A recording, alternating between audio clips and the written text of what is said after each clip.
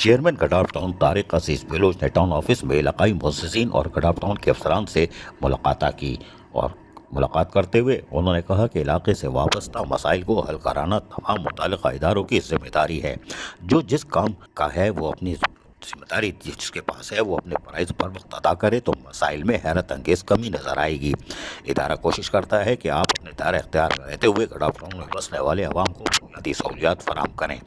Pakistan Peoples party نے جو ذمہ داری مجھے دی ہے اس فرائض کو 100% ادا کرنے کی کوشش کر رہا ہوں اور جب تک اس منصب پر فائز ہوں اہلیان گڈاف ٹاؤن کے حقیقی مسائل کو حل کرتا رہوں گا۔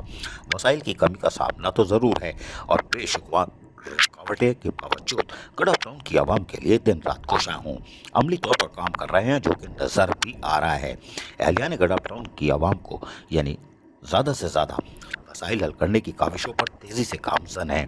اس وقت توجہ طلب ترقیاتی کام پر ہے ہماری ساری تاکہ لوگوں کے مسائل حل ہوں، جس میں صفائی ستھرائی، سیوریج لائنیں، پانی، سولر سسٹم اور سڑکوں سے وابستہ منصوبے شامل ہیں۔ اس موقع پر میونسپل کمشنر احمد یار نے بتایا کہ گڈاف ٹاؤن کے خاص طور پر M&D ڈپارٹمنٹ، B&R ڈپارٹمنٹس اور گڈاف ٹاؤن کے دیگر ڈپارٹمنٹس کے تمام افسران اور ان کا عملہ انتہائی ایمانداری، نیک، معصوم بچوں کی طرح اپنے فرائض انجام ادا کر رہے ہیں۔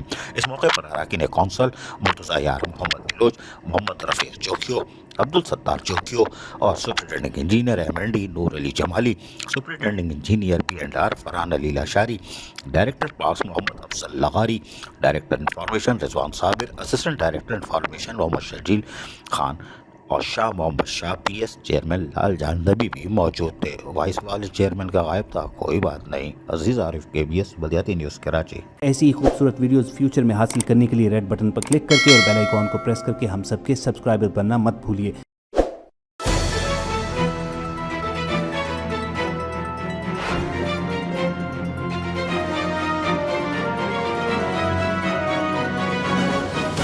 KBS بلدیاتی نیوز